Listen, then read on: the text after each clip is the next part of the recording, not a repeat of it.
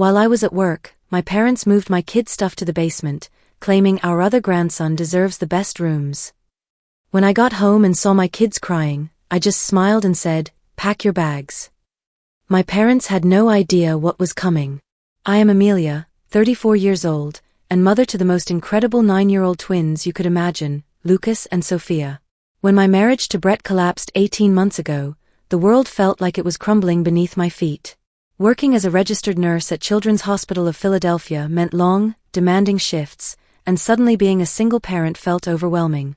That's when my parents, Dorothy and Frank, stepped in with what seemed like a lifeline. "Come stay with us, sweetheart," my mother had said, wrapping me in one of her warm hugs. "Just until you get back on your feet." Their suburban home in Maple Valley had always been my sanctuary growing up, and I was grateful beyond words for their offer, despite our complicated history. You see, my relationship with my parents had always been complex. I was the responsible daughter, the one who followed the rules and met every expectation. Meanwhile, my younger brother Cameron was the golden child who could do no wrong. While I spent 6 years putting myself through nursing school, working part-time jobs and taking out student loans, Cameron dropped out of college after 2 years to start a tech company, funded entirely by our parents, of course. But I pushed those old resentments aside. I needed help, and they were offering it freely. Lucas and Sophia were dealing with enough upheaval from the divorce. They needed stability, not their mother's ancient grievances about family favoritism. The initial arrangement seemed perfect. My parents converted their home office into a cozy bedroom for the twins, complete with matching twin beds and a small desk for homework. I took the guest room down the hall. I contributed $500 monthly for groceries and utilities, did most of the cooking, and made sure Lucas and Sophia respected their grandparents' routines and house rules. My children were adapting beautifully. Lucas, my sensitive artist who could spend hours sketching superheroes and building elaborate Lego cities, had initially struggled with the divorce. But the consistency of living with his grandparents seemed to help. Sophia, my little firecracker who played 3 sports and never backed down from a challenge, had thrown herself into her new school with typical determination. I worked 12-hour shifts at the hospital, sometimes pulling overnight duty in the pediatric ICU. My parents helped with school pickups when my schedule conflicted, and the arrangement felt sustainable. I was saving money steadily, planning to move into our own apartment within a year. The housing market in the Philadelphia suburbs was brutal, but I was determined to give my children their own space again. Then Cameron and his wife Brittany welcomed their son little Noah, and everything changed overnight. I should have seen it coming. The way my mother's eyes lit up when she talked about her first grandson. The expensive nursery furniture that appeared in their formal dining room, despite the fact that Cameron and Brittany lived in a beautiful 4-bedroom colonial just 20 minutes away. The way family conversations suddenly revolved entirely around Noah's feeding schedule, his sleep patterns, his adorable expressions. "He's going to be so advanced," my mother would coo, bouncing Noah on her knee during their daily visits. "Look at those intelligent eyes." Cameron was exactly the same way as a baby. Meanwhile, Lucas and Sophia, who had been her only grandchildren for 9 years, seemed to fade into the background. Their artwork disappeared from the refrigerator, replaced by ultrasound photos and pictures of Noah. Their achievements at school went unmentioned while every gurgle from Noah was celebrated as evidence of his exceptional development. I told myself it was natural. New babies were exciting, and this was their first grandson after having only granddaughters for so long. I encouraged Lucas and Sophia to be patient and understanding, explaining that babies needed extra attention because they were so small and helpless. But as autumn deepened into winter, the favoritism became impossible to ignore. Christmas gifts that year told the whole story.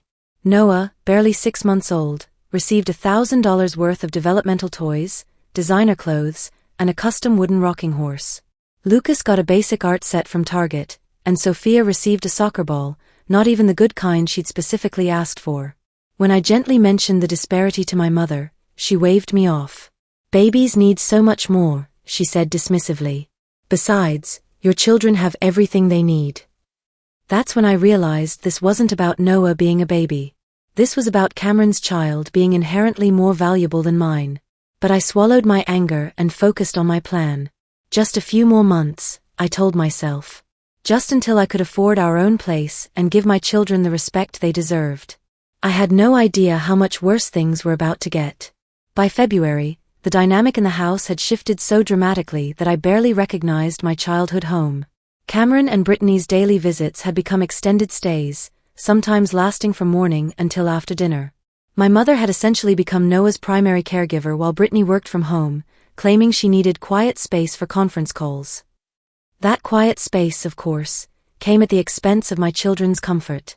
Lucas and Sophia were constantly shushed throughout the day. "Noah is napping," became the refrain that governed our entire household. Their television time disappeared because Brittany preferred having background music for Noah. Their toys were relegated to their bedroom because the living room needed to be baby-safe and clutter-free. I watched my confident, outgoing children become increasingly withdrawn. Sophia stopped practicing her violin because the sound disturbed Noah's development, according to Brittany. Lucas began keeping his art supplies hidden in his backpack, drawing secretly at school because there was never a good time at home. The breaking point came on a rainy Tuesday in March. I had just finished a grueling overnight shift in the PICU and was looking forward to spending my day off with the twins. Instead, I came home to find Cameron and Brittany in the kitchen with my parents, Noah sleeping peacefully in his expensive stroller while Lucas and Sophia sat quietly at the breakfast table, barely touching their cereal. "Oh good, you're home," Cameron said without looking up from his phone. "We need to talk to you about something." My mother busied herself making another pot of coffee, avoiding my eyes. My father cleared his throat in that way he did when he was about to deliver news he thought I wouldn't like. "Cameron and Brittany have decided to do some major renovations on their house," he announced. "You know, updating the kitchen, refinishing the hardwood floors, maybe adding a playroom for Noah." I nodded politely, wondering why this concerned me. Then Brittany spoke up, bouncing Noah gently as he stirred in her arms. "The thing is, we can't live there during construction. It'll be way too disruptive for the baby. All that dust and noise would be terrible for his little lungs." The truth hit me before anyone said another word. I looked around the table at 4 adults who had clearly already made their decision without consulting me. "We've invited them to stay here during the renovation," my father continued. "It should only be 6 to 8 weeks, and they'll need the twins' room for Noah's nursery setup. We thought Lucas and Sophia could share the pull-out couch in the den for a while." I sat there stunned, trying to process what I was hearing. My children, who had been living here for over a year, who had made this their stable home after their world was turned upside down by divorce, were being displaced for the convenience of adults who owned their own house. "Actually," I said carefully, "that room belongs to Lucas and Sophia right now. They've been settled there for 18 months. Cameron rolled his eyes. "Come on, Amelia. Don't be difficult. It's just temporary, and Noah needs a proper nursery. Kids are adaptable." "My kids have already adapted to enough change," I replied, hearing the edge creeping into my voice. "Maybe Noah can adapt to sleeping in his parents' room for a few weeks." The silence that followed was deafening. My mother finally spoke, her voice tight with disapproval. "Family helps family, Amelia. I thought you understood that." "I do understand that," I said, "which is why I'm wondering why my family isn't being considered in this decision." My father's face reddened. "You're being ungrateful. We've given you a home when you had nowhere else to go. The least you can do is be flexible when your brother needs our help." That's when I realized the fundamental truth I'd been avoiding for months. In my parents' eyes, Cameron's needs would always come first, and by extension, so would his child's. Lucas and Sophia weren't really family in the same way Noah was. They were guests who should be grateful for whatever scraps of attention and accommodation they received. But I smiled and nodded, playing the role of the accommodating daughter while my mind raced ahead to a plan I'd been secretly developing for weeks. "Of course," I said sweetly. "Family helps family. When do they need to move in?" My parents looked surprised by my easy agreement. If they'd been paying attention to who I really was instead of who they wanted me to be, they might have recognized the danger in my calm acceptance. Cameron and Brittany moved in the following weekend, and the house transformed overnight into a shrine to Noah's comfort. The twins were relegated to the cramped den with its lumpy pull-out couch and single tiny window. Their belongings were hastily shoved into whatever corners could accommodate them. But I wasn't concerned about the temporary discomfort, because I knew something my family didn't. I'd already put a deposit down on a beautiful 3-bedroom townhouse in Millbrook, just 15 minutes from a hospital. The lease would start April 1st, exactly 6 weeks away.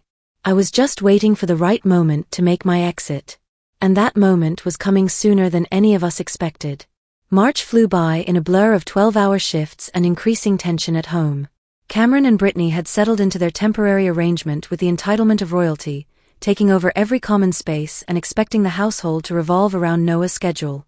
My parents catered to their every need while my children tiptoed around their own home, afraid to make noise or claim space. The 6 to 8 weeks timeline had already stretched indefinitely. Cameron's contractor had discovered complications that required additional permits and extended construction. When I asked for a realistic timeline, Cameron shrugged. "These things take as long as they take," he said dismissively. "We can't rush quality work." Meanwhile, Lucas had developed frequent headaches that his pediatrician attributed to stress and lack of proper sleep. The pull-out couch in the den was uncomfortable, and he wasn't getting the rest an active 9-year-old needed. Sophia had become increasingly defiant at school, picking fights with classmates in a way that was completely unlike her usual sunny disposition. I scheduled a meeting with their school counselor, who confirmed my worst fears. Both children were showing signs of displacement anxiety and felt like they didn't belong anywhere. Their grades were slipping, and they'd both expressed to their teachers that they felt like guests who weren't really wanted. That night, I held them both as they finally broke down and told me how they really felt. "I hate it here, Mom," Sophia whispered, tears streaming down her face. "Grandma and Grandpa act like we're in the way all the time. And Uncle Cameron tells us to be quiet even when Noah isn't sleeping." Lucas nodded miserably. "I heard Grandpa tell someone on the phone that we were temporary residents, but Uncle Cameron's family were real family coming home." "Why aren't we real family?" My heart shattered into 1,000 pieces. I'd been so focused on my exit strategy that I'd underestimated how deeply the favoritism was affecting them. These weren't just hurt feelings, this was psychological damage that could last a lifetime. "You are real family," I told them fiercely. "And you deserve so much better than this." That's when I made the decision to accelerate my timeline. I called my new landlord the next morning and asked if I could take possession of the townhouse 2 weeks early. When she agreed, I began making arrangements to move out immediately after my next shift rotation. I should have known my parents wouldn't make it that easy. I was scheduled for a particularly brutal Tuesday shift, a 12-hour rotation in the pediatric emergency department where we dealt with everything from broken bones to life-threatening emergencies. The day had been non-stop chaos: a car accident involving a family of 4, 2 cases of suspected child abuse that required delicate handling, and a meningitis scare that had us in isolation protocol for hours. I barely had time to check my phone during my abbreviated lunch break, but when I did, my heart stopped. Multiple missed texts from both Lucas and Sophia, each one more desperate than the last. From Sophia: "Mom, something weird is happening. Grandpa and Uncle Cameron are moving our stuff." From Lucas: "Mom, please come home.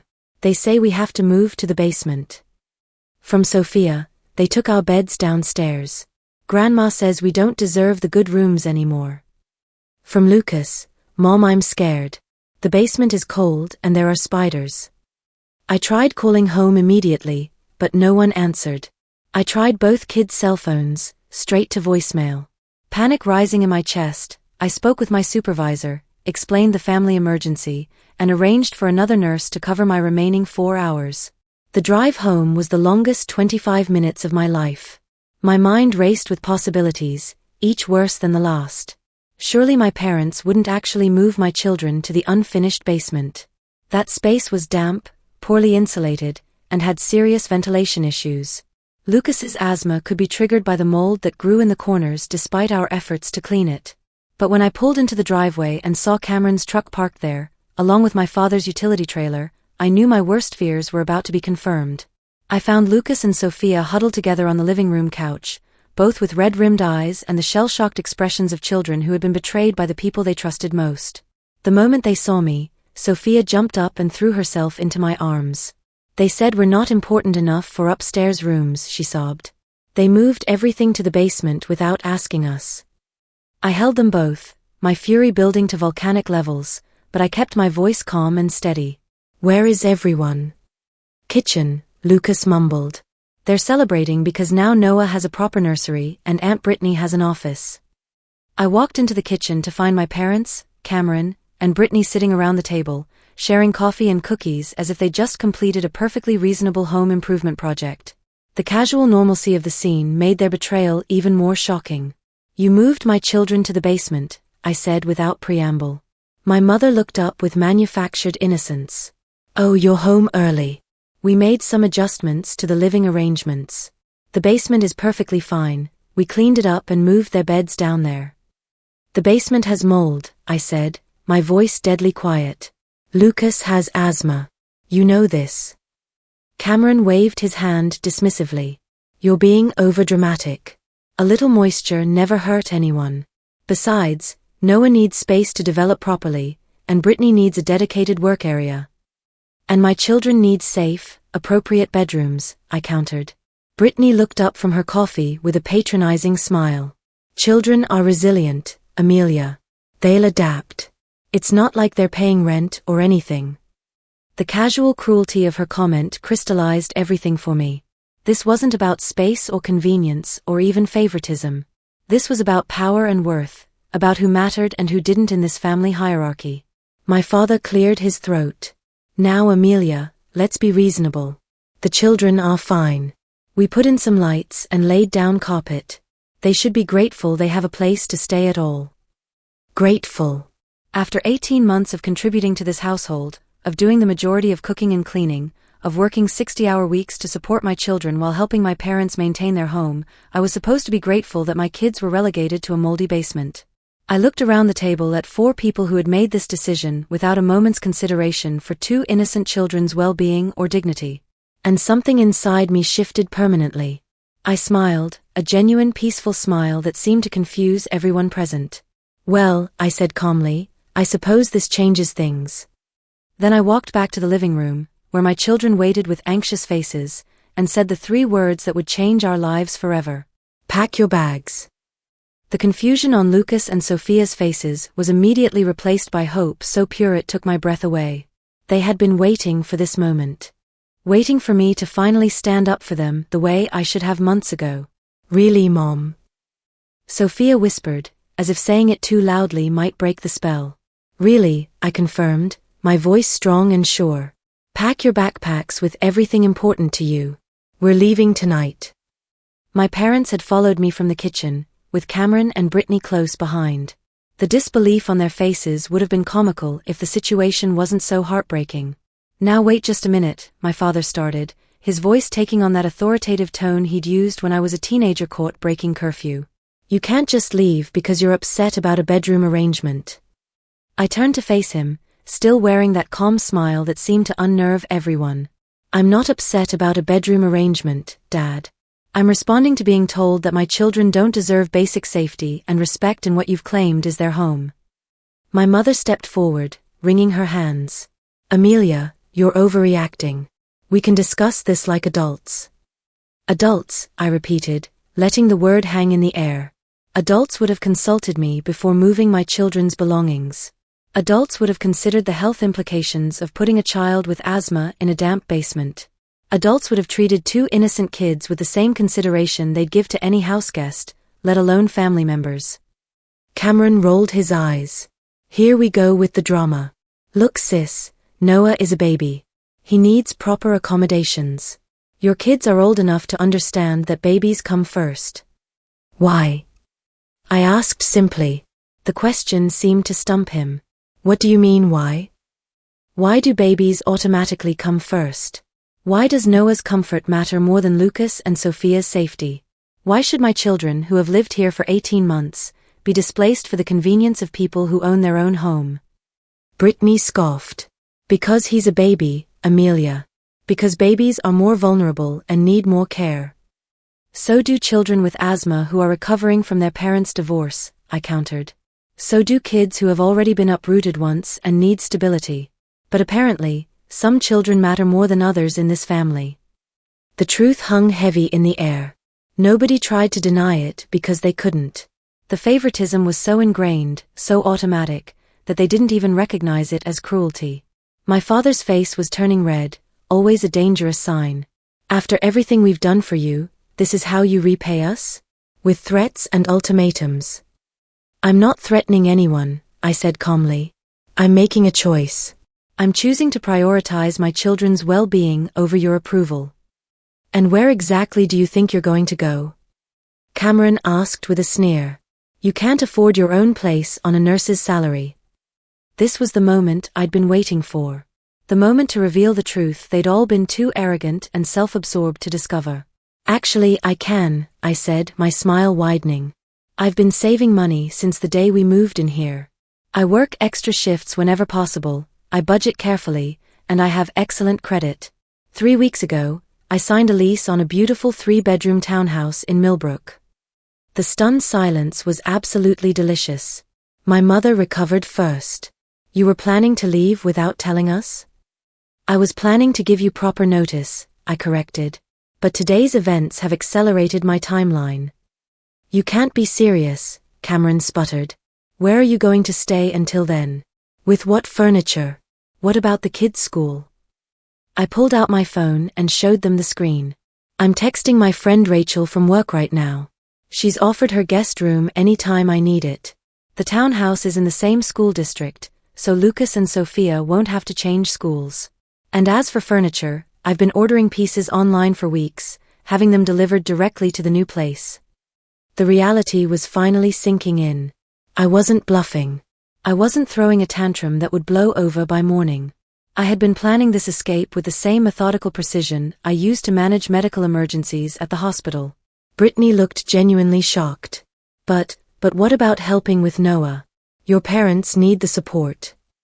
My parents made it very clear today that Noah's needs supersede everything else, including my children's basic safety, I replied. I'm sure you'll manage just fine without my unpaid domestic labor. That hit home. For months, I'd been doing the bulk of the cooking, cleaning, and household management while working full-time and contributing financially. They'd taken my contributions for granted while treating me like a dependent teenager. Lucas and Sophia returned from upstairs, each carrying a backpack stuffed with their most precious belongings. Sophia had her violin case, and Lucas clutched his art portfolio and the stuffed elephant he'd had since he was 2. They stood beside me, a united front of 3 against the family that had failed them. We're ready, Mom, Sophia said, her voice steady and determined. My father made one last attempt to assert control. If you walk out that door, don't expect to come crawling back when reality hits and you realize you can't make it on your own. I looked at him sadly. This man who had raised me, who I'd spent decades trying to please, had just revealed exactly how little faith he had in my abilities and independence. Dad, I said gently, I've been making it on my own for 18 months while living in your house. I work in one of the most demanding fields in healthcare, I've raised 2 incredible children through a difficult divorce, and I've managed to save enough money to buy a house while contributing to your household expenses. I think I'll manage just fine. The truth of that statement settled over the room like a blanket. They had consistently underestimated me, viewing me through the lens of the insecure young woman I'd been years ago rather than the competent, independent adult I'd become. As we walked toward the front door, my mother made one final desperate attempt. Amelia, please. You're tearing this family apart. I stopped and turned back to her, feeling a deep sadness for what could have been. Mom, I'm not tearing anything apart. I'm removing my children from a situation where they're not valued or respected. If that damages the family, maybe you should ask yourself why. We loaded our bags into my Honda Civic while my parents and Cameron's family watched from the porch.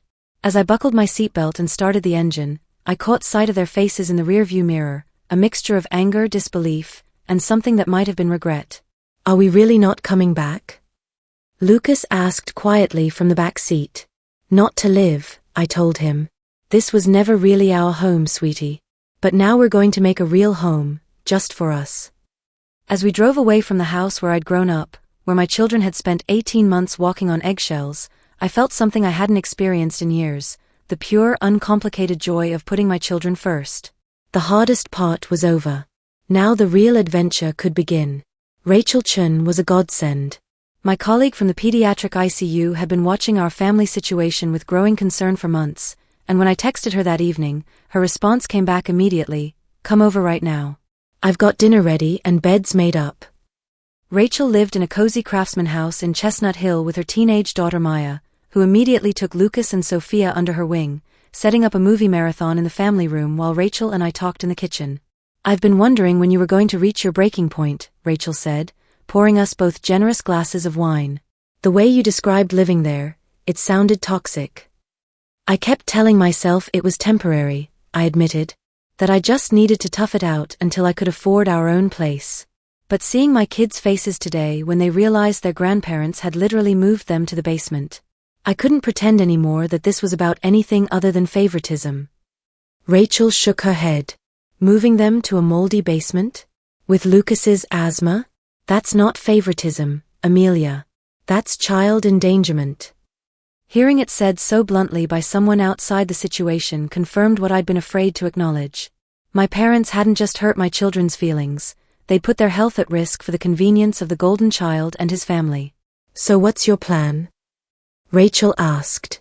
I pulled out my phone and showed her the photos I'd taken of our new townhouse. We move into our own place in 10 days.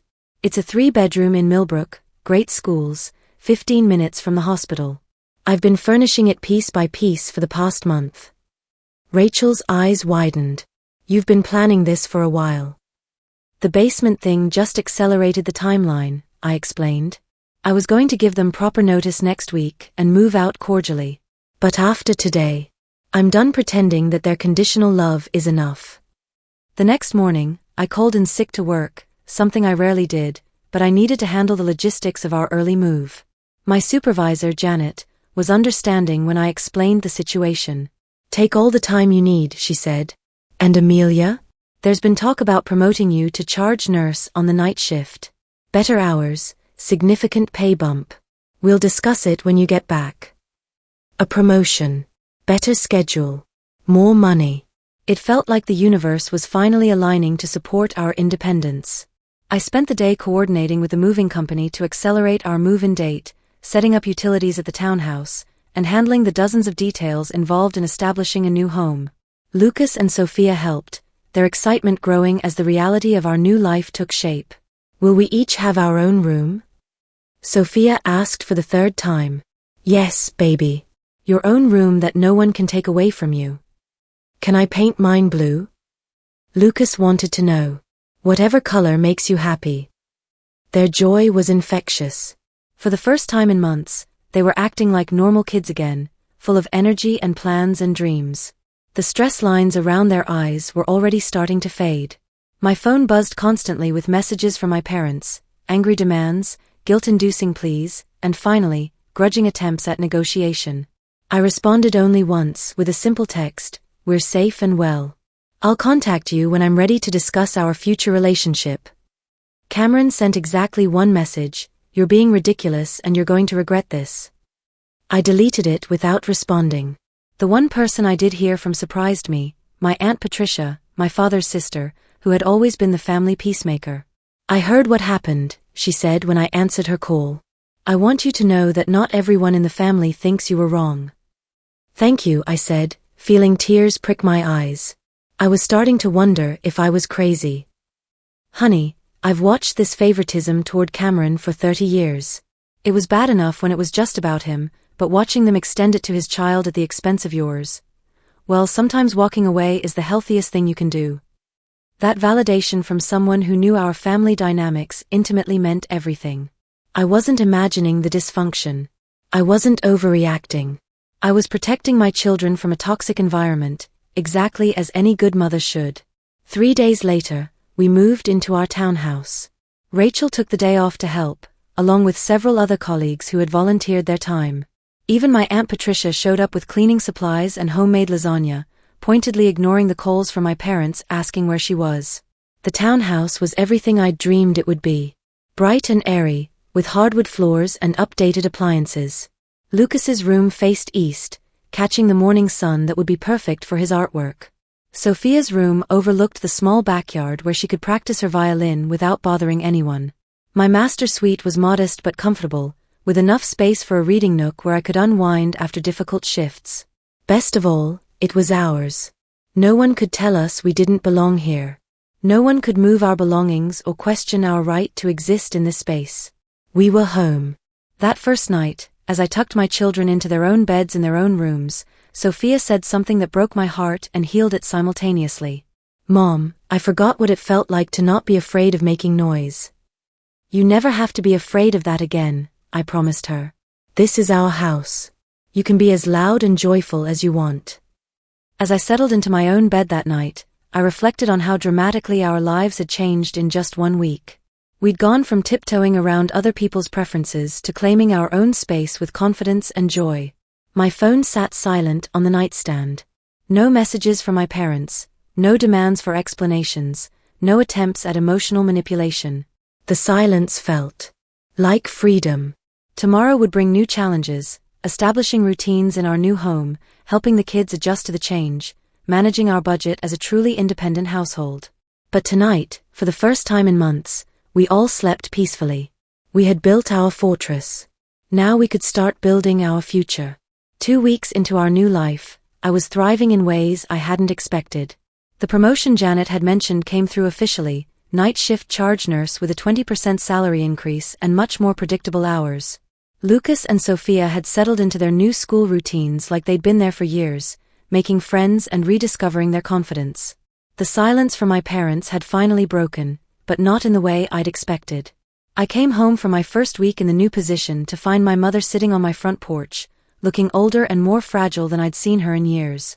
My initial instinct was concern, until I remembered that she had chosen to prioritize a basement nursery over my children's well-being.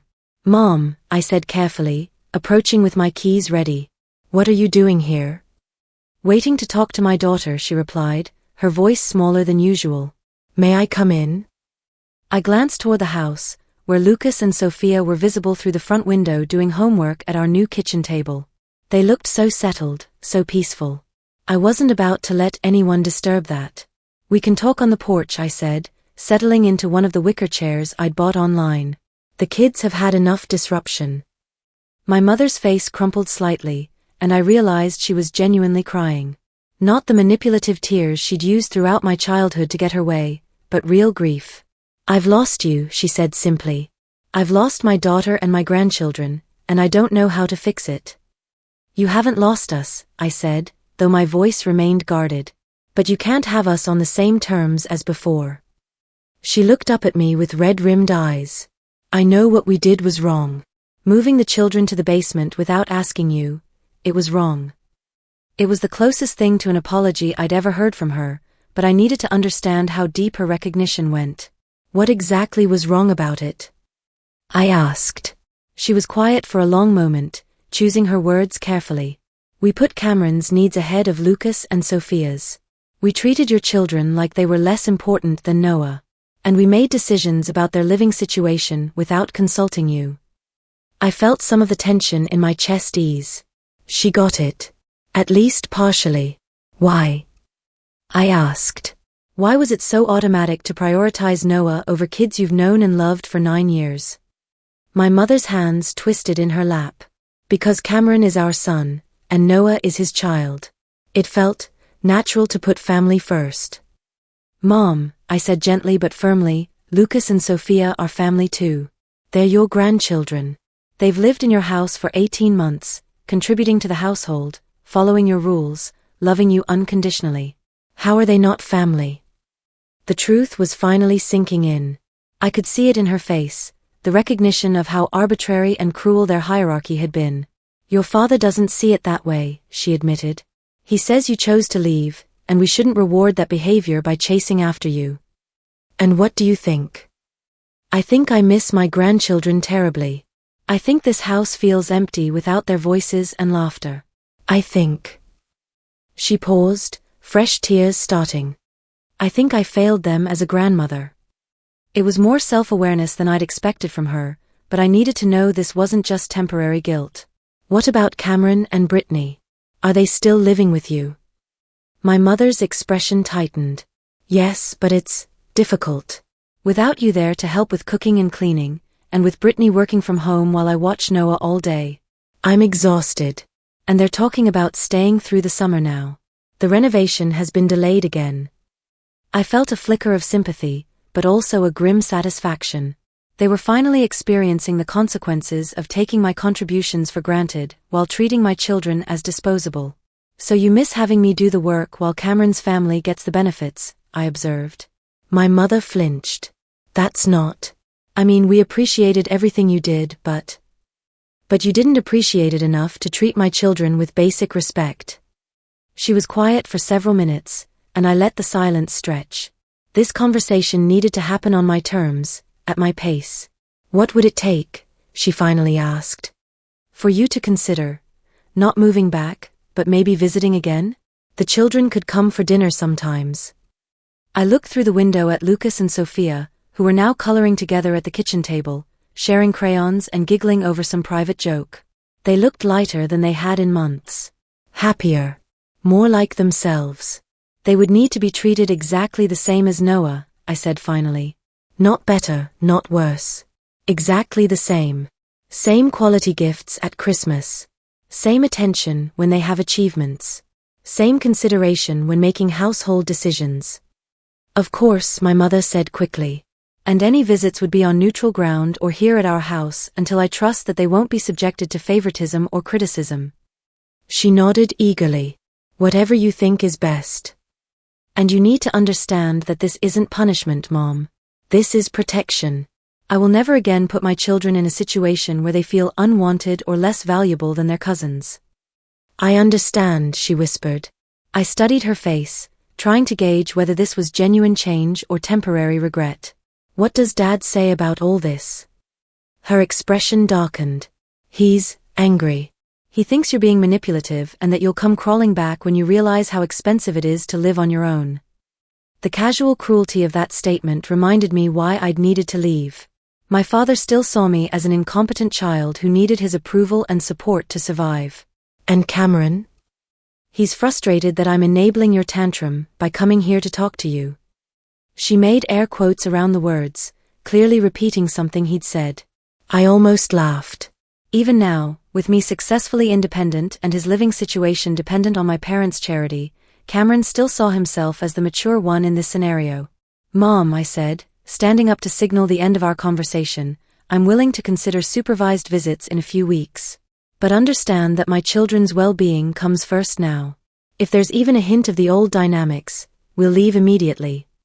She stood too, hope brightening her face. Thank you, Amelia. That's more than I deserve. As I watched her drive away, I felt a complex mixture of emotions. Sadness for the relationship we'd never had, anger over the months of pain my children had endured, but also a small spark of hope that maybe, with clear boundaries, we could build something healthier. That evening, as we sat around our own dinner table eating takeout Chinese food and talking about our days, I realized something profound had shifted. For the first time in my adult life, I wasn't trying to earn anyone's approval or manage anyone else's emotions. I was simply being present for my children and myself. Mom.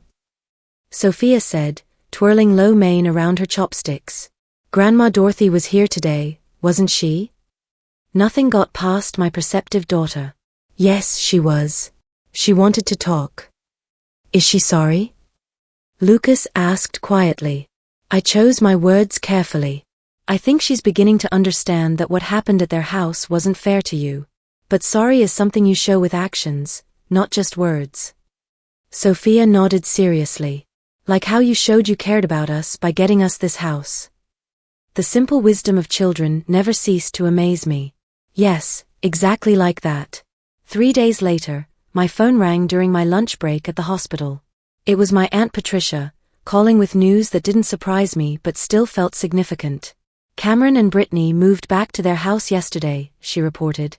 Apparently, the renovation was good enough to live with after all. How are my parents handling that? Patricia snorted. Your mother is relieved, though she won't admit it. Your father is grumbling about ungrateful children who take advantage of family generosity. The irony was so thick I could taste it. Did he really say that with a straight face? Oh honey, your father has always been exceptional at seeing other people's faults while remaining blind to his own. After I hung up, I sat in the hospital break room and reflected on how quickly the situation had resolved once I removed myself from the equation. Cameron and Brittany had only needed my parents' house as long as they could benefit from my unpaid labor and my children's displacement. Once they had to manage on their own, suddenly their own home became perfectly adequate. My children had been collateral damage in a game of favoritism that had nothing to do with their worth and everything to do with my parents' dysfunction.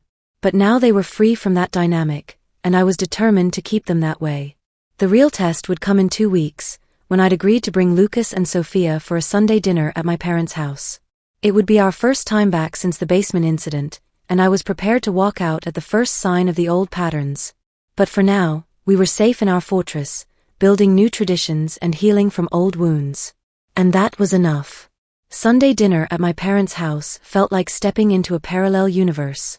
Everything looked the same: the familiar dining room with its cherrywood table, my mother's china cabinet full of heirloom dishes, the family photos lining the hallway, but the energy was completely different. My mother greeted us at the door with genuine warmth but obvious nervousness. She hugged Lucas and Sophia carefully, as if they might disappear if she held them too tightly. My father stood behind her, his expression guarded but not hostile. "We're so glad you could come," my mother said, leading us into the living room. "I made pot roast, your favorite." It was actually Cameron's favorite, but I didn't correct her. Progress, not perfection, I reminded myself. The absence of Cameron's family was conspicuous. The house felt quieter, more spacious, without Noah's baby equipment dominating every room. The formal dining room had been converted back to its original purpose, though I noticed a few expensive toys still tucked into corners. "Where are Uncle Cameron and Aunt Brittany?" Sophia asked with the directness only children could manage. My parents exchanged glances. "They moved back to their own house," my father said carefully. "The renovation was finished earlier than expected." Lucas nodded solemnly. "So Noah doesn't need our room anymore?" The innocent observation hung in the air like a challenge. My mother's face flushed slightly. "About that," she said, kneeling down to Lucas's eye level. "Grandpa and I owe you an apology. Moving your things to the basement without asking your mom first was wrong. We should have found a different solution." It wasn't a perfect apology. It still framed the issue as a communication problem rather than acknowledging the fundamental disrespect, but it was more than I'd expected. "It's okay, Grandma," Lucas said with the easy forgiveness of childhood. "We have our own house now, and I have a blue room." "Blue is a wonderful color," my father said, making an obvious effort. "Maybe you could show me some of your artwork after dinner." The meal proceeded carefully, like a diplomatic negotiation where everyone was hyper-aware of potential landmines. My parents asked appropriate questions about school, complimented Sophia's progress in violin, and listened to Lucas describe his latest art project. They were trying, and their effort was visible and genuine. But the real test came when my phone rang during dessert. Cameron's name flashed on the screen. "Sorry," I said, declining the call.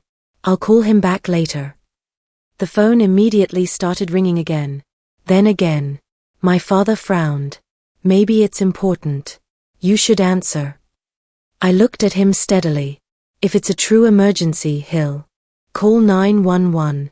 Otherwise, it can wait until after dinner with my children."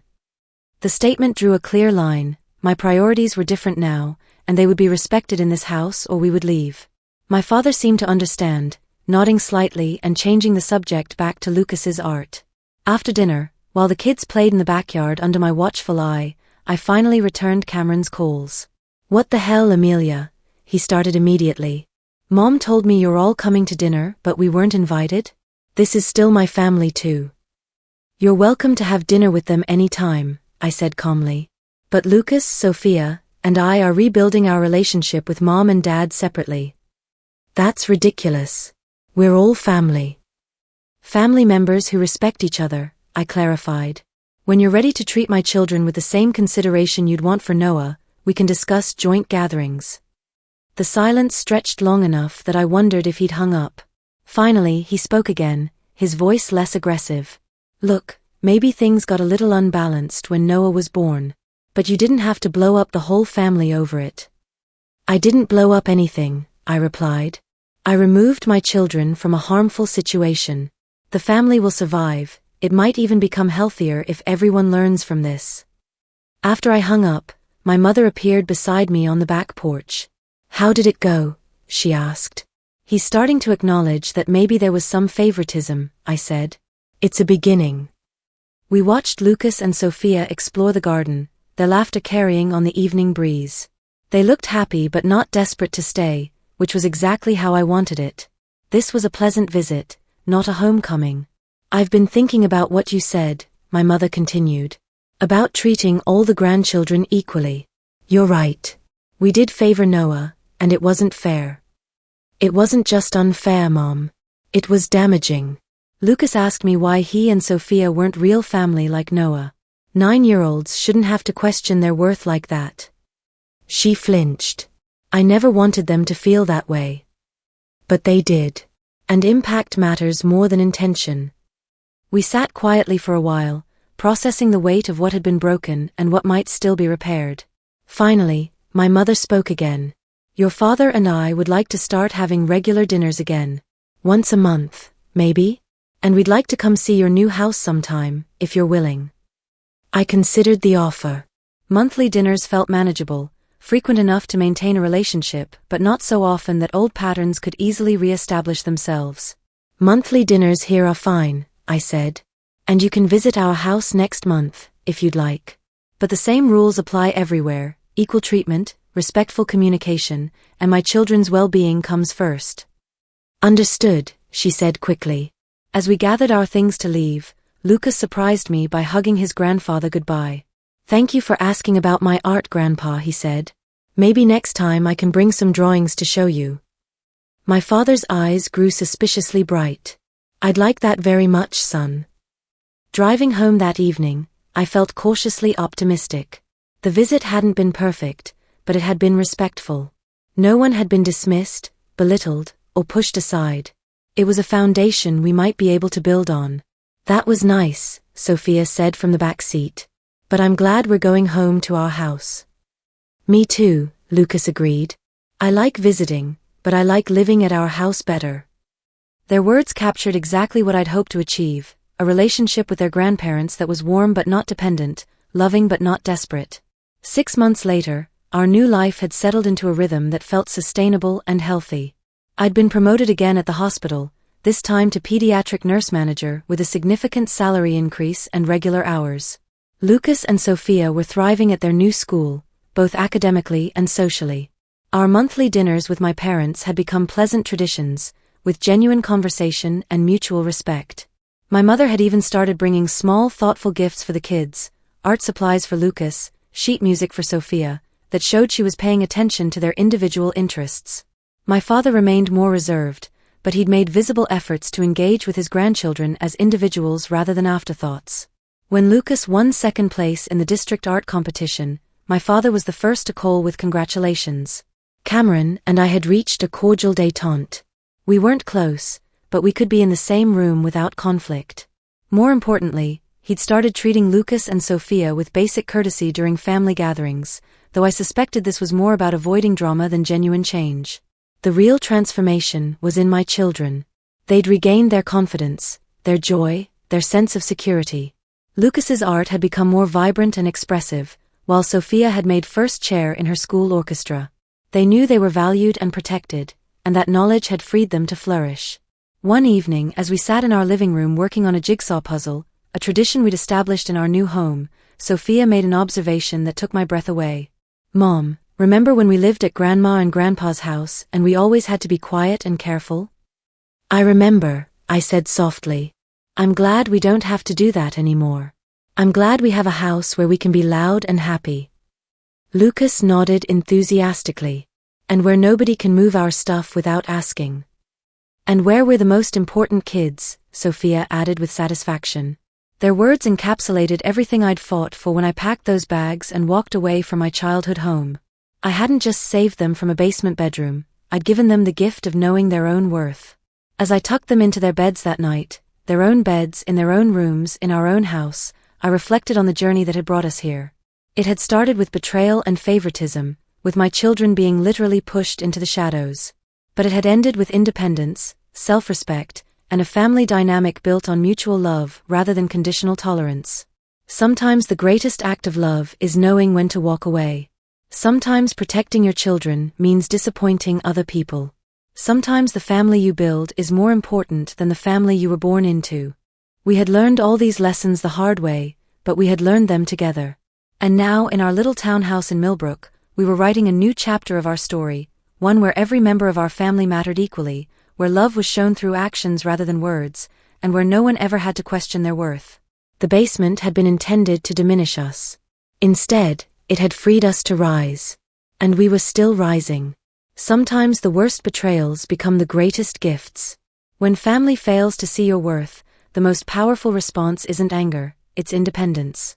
Amelia's story reminds us that we teach people how to treat us, and sometimes the most loving thing we can do for our children is show them they deserve better than scraps of affection from people who should love them unconditionally. If you've ever felt like the second-choice family member, remember, your worth isn't determined by other people's blind spots. Sometimes you have to pack your bags and build your own fortress of love and respect.